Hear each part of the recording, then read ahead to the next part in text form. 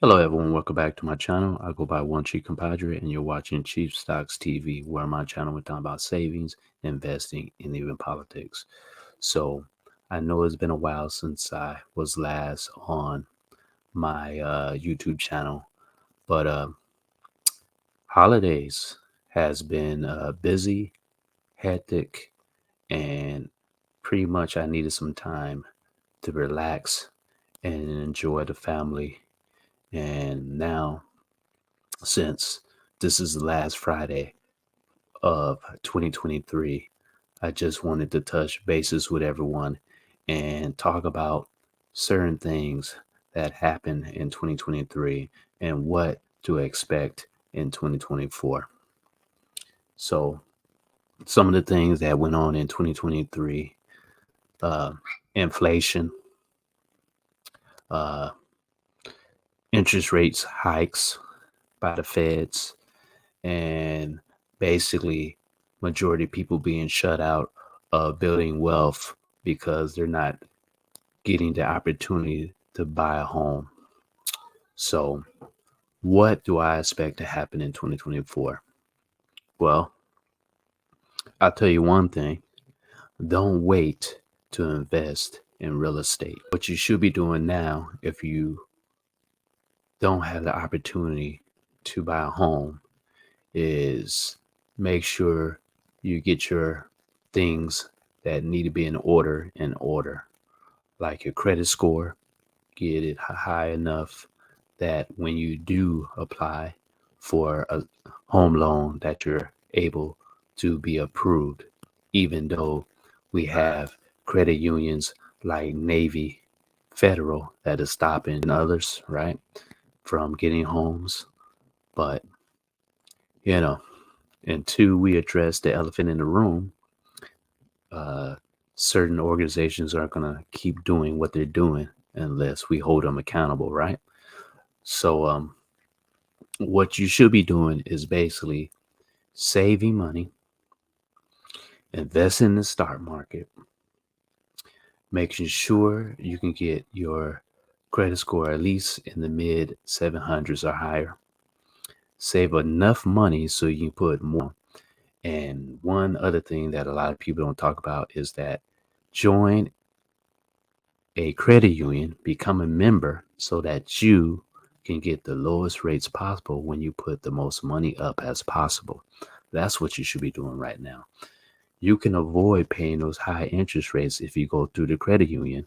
But in order to do that, you're going to have to save as much money as possible. So when you do buy a home, you can put much more down, which lower the interest rate. Because if you just go to a regular bank, they're going to give you maybe that range between 6.5 to maybe a high 5.9% to buy a home, where you can probably get it maybe close to maybe 4 if you put much more money down and show that you're being very responsible and that you have a high credit score and that you are capable of paying on your house with no real issues, right?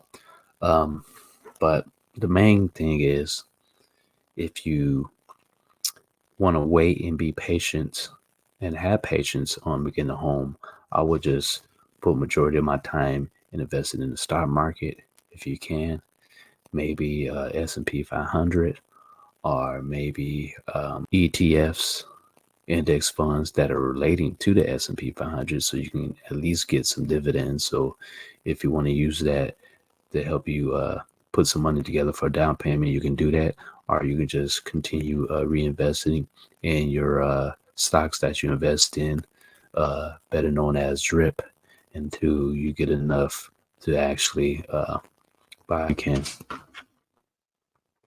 Now, would you be capable of buying a home in 2024?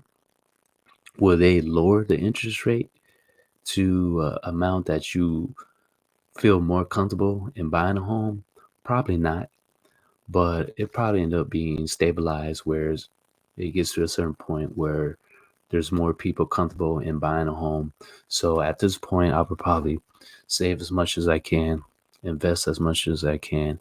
And basically that what I would be doing right now is trying to get my interest low as I can by going to the credit union. And if that doesn't work, put money, as much money as you can for a down payment, because the interest rate is going to eventually stable out. It's not going to go as it was before the pandemic, but it'll come down to a certain amount because eventually things are going to stabilize and you're only going to be able to maybe afford a home a little bit under uh, 450,000 if you're lucky, especially depending on a certain location as well.